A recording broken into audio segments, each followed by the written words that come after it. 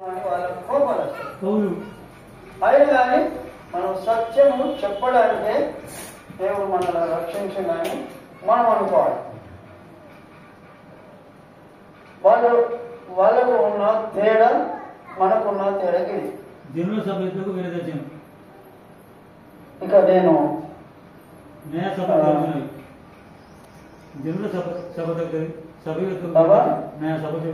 7వ వచనంలో 7వ వచనం కూడా కొద్ది ఒకసారి చదవండి. ఎవరు చదువుకోలేదా? 19వ అధ్యాయం 7వ వచనం మనం ముందుకు సాగుదాం. తొందరగా ముగించుకోవాలి. 12 వరకే ముగించుకున్నాం. తొందరగా ముగించుకోవాలి. 7వ వచనం చదువుతారా లేదా? సరే, నేను చదువుతుంది. అందుకు యూదులు, మాకొక నియమం కలదు. ఏం నియమం ఉన్నది? నియమం అంటే ఏంటిది? ఎట్లా అర్థం చేయాలి? నేను ఇప్పుడు ఒక నియమం ఉన్నది, ఆ నియమం మేము పాటించాలి. ఇంకొకటి, ఈ బాప్టిజం తీసుకున్నప్పుడే ఏమని మనం నేర్చుకున్నామంటే, నేను ప్రతి వారం మందిరానికి వెళ్తాను. అదొక నియమం. ప్రతి వారం సేవకుని ద్వారా వచ్చే ఆ దేవుని మాటలు నేను వింటాను. అర్థమైందా? 3వది, ప్రతి వారం నేను అందరికంటే ముందుగానే పోయి దేవుని మందిరంలో వచ్చేటోళ్ళ కూడా ప్రార్థన చేస్తా. నేను కూడా మరి కార్యక్రమం అంతటి కూడా ప్రార్థన చేస్తా. అందరితో కలిసి దేవుని స్తుతిస్తా. 3వ నియమం కదా. తర్వాత ఇంకో నియమం ఏంటిది అంటే, ఏమన్నా ఇంకో నియమం ఏంటిది అంటే చెప్పనా? అర్థం చేసుకోండి, కొద్దిగా అర్థం చేసుకోండి. 3వ నియమం అయిపోయింది. 4వ నియమం ఏంటిదంటే, తప్పకుండా బలలో పాల్గొంటాం. అంటే ఆయన మరణంను మేము ప్రచురిస్తాం. అంటే ఆయన శరీరంలో, ఆయన రక్తంలో మేము పాల్గొంటాం. అదొక నియమం. ఎన్ని 4 నియమాలు ఉన్నాయి. ఈ ఆదివారం నాడు అంటే మనకు ఇది ఒక నియమం ప్రకారంగా అని వాళ్ళకు నియమం ఉన్నది అన్నట్టు. వీళ్ళు అంటారు మేమేమి చేయము అంట అనుకుంటారు. అంటే 7వ వచనంలో అందుకు యూదులు ఏమంటున్నారంటే, మాకు ఒక నియమం కలదు.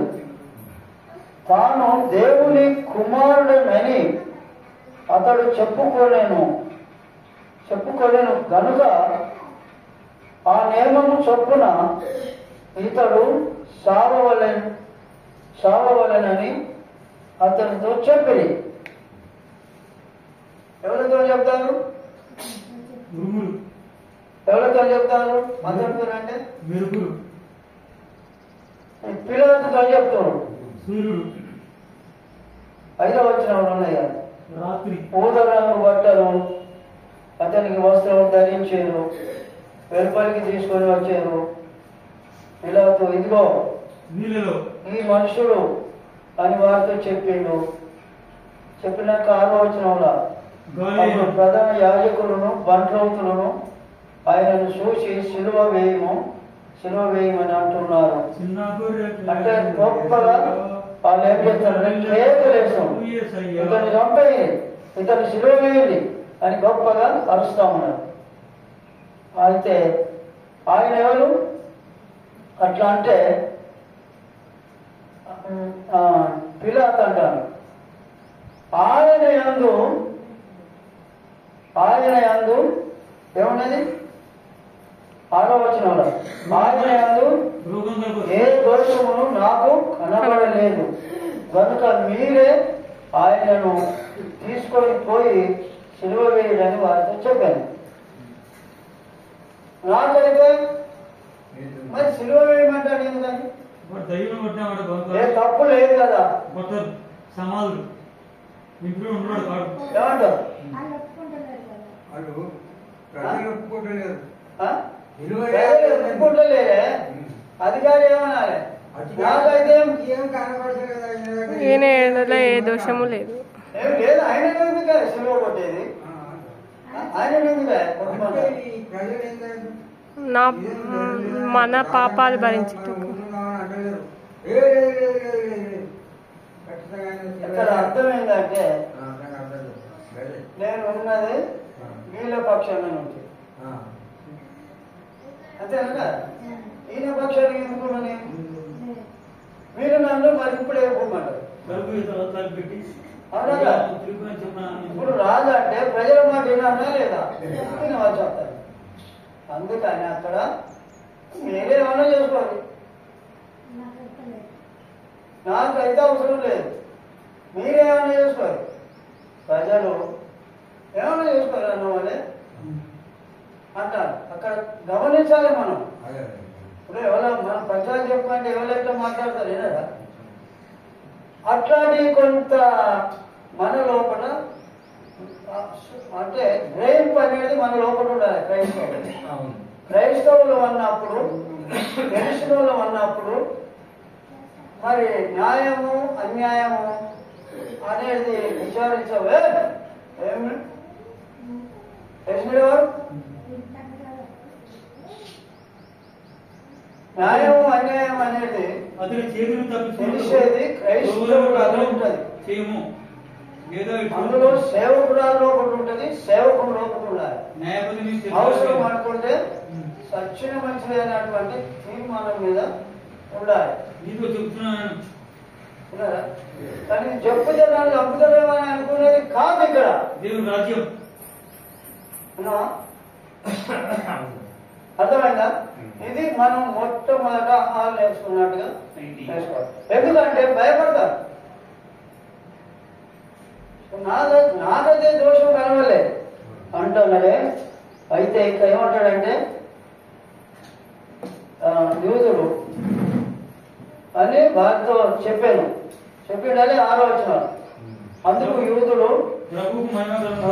మరొక నియమం కలదు, మాకొక నియమం కలదు. తాను దేవుని కుమారుడనని ఇతడు చెప్పుకోలేను గనుక ఆ నియమం చొప్పున ఇతడు సావవలెనని అతనితో చెప్పింది. ఇప్పుడు పిలాతు చూడు ఏం చెప్తాడు? వెనుక వచ్చిన పిలాతు చూడు బాగా చిన్న చరిత్రను మీకు వివరిస్తాను. కానీ నిద్రపోతే మాత్రం కష్టమైతే నాకైతే దేవుడు నీకు కూడా లేచి నిలవాలి సిగ్గుపడకుండా. పిలాతు ఏమంటాడో ఈనాడు.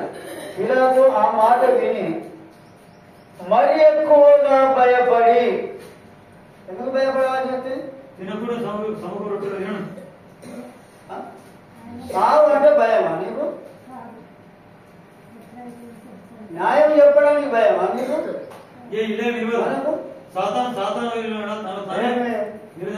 ఎట్లా చేసినాడు? అందుకని భయపడి తిరిగి అధికార మందిరంలో ప్రవేశించి నీవెక్కడ నుండి వచ్చింది యేసును అడిగాను. అయితే యేసు అతనికి నువ్వేం చక్కదనం చేసినావు నీకు చెప్పాలని అంతేనా? నువ్వేమి నాకు న్యాయం చేసినావా? ఏం చక్కదనం చేసినావు అంటే వాలేదా? అందుకనే ఇక్కడ ఏమంటున్నాడంటే మౌనంగా ఉన్నాడు. ఒక్క మాట కూడా ఉత్తరం ఇయ్యలేము. ఈయన మళ్ళీ అంటాడు ఏమంటారు? భయపడి కావాలంటాయి. ఇదన్నా అర్థం చేసుకోరా? భయపడ్డోళ్ళు భయం.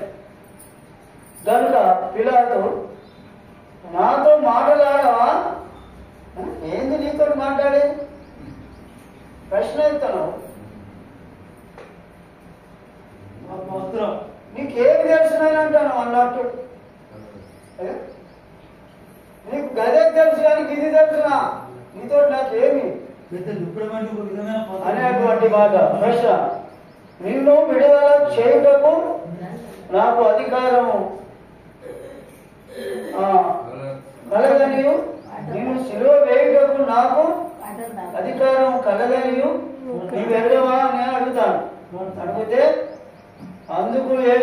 ఏమంటాడు వినండి. ఏమంటాడు యేసు? నా తండ్రికి తెలుసు. ఏమన్నాడంటే పై నుండి నీకు ఇవ్వబడి ఉంటేనే తప్ప మరి నా మీద నీకు ఏ అధికారము లేదు లేదు అని చెప్పాను కదా. అవును. కనుక అందుచేత నన్ను నీకు అప్పగించిన వానికి ఎక్కువ శ్రమ పాపం కలదు. అప్పగించిన వాళ్ళకు పెద్ద పాపం కలుగుతాయి. కనుక కళ్ళు మూసుకోవాలి. అప్పగించడం, దేవుణ్ణి అప్పగించితే మనకి ఏమైతుంది? ఇంకా పాపమే కలుగుతాయి కదా. నువ్వు నన్ను అప్పగించినావు, ప్రజలకు ఈయన ఏం తప్పు చేయలేదని చెప్పలేదు, నీకు నువ్వే అనుకున్నావు, మరి వాళ్ళకు చెప్పలేదు. చెప్తే అది ఉన్నదా? లేదట.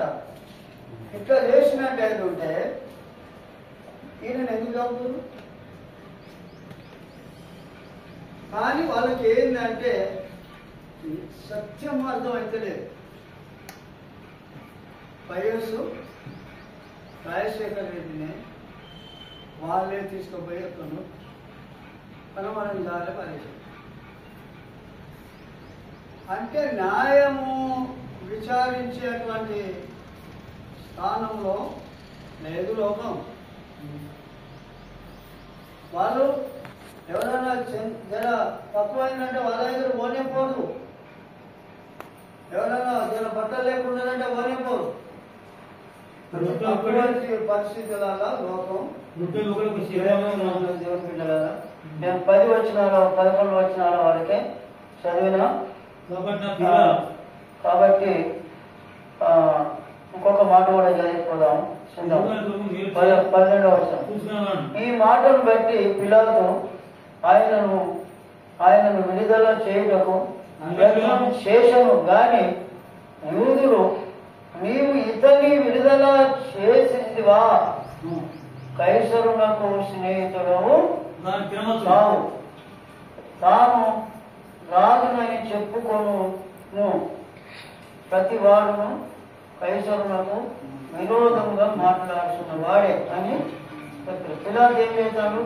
ఈ మాటలు తీసి యేసును బయటకు తీసుకొని వచ్చి రాళ్ళు కలిసిన స్థలం నందు న్యాయపీఠం మీద కూర్చున్నాడు. హెబ్రీ భాషలో ఆ స్థలము నాకు గబ్బాత అని పేరు.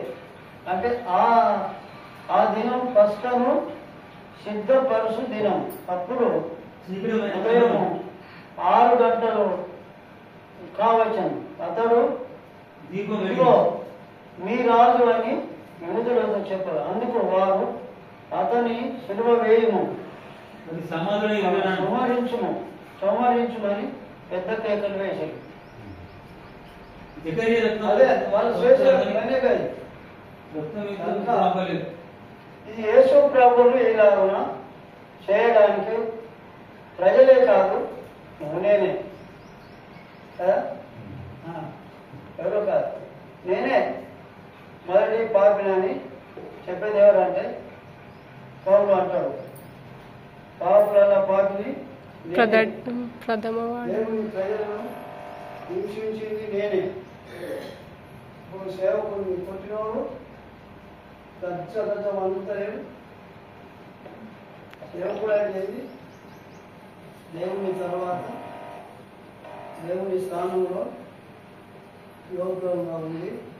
ఆయన మాటలు వివరించేటోడే సేవకుడు, తప్పును తప్పని ఖండించేటోడే సేవకుడు. తప్పును కప్పిపెట్టినోడు సేవకుడు కాదు.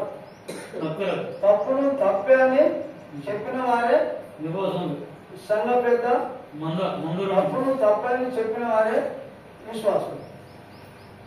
తప్పును కప్పి పెడితే మనకే తప్పైంది. కొంచెం దయచేసి మనం ఒకరిద్దరు దేవుడిని స్తుతించుకోండి. మనం తొందరగా ఏమో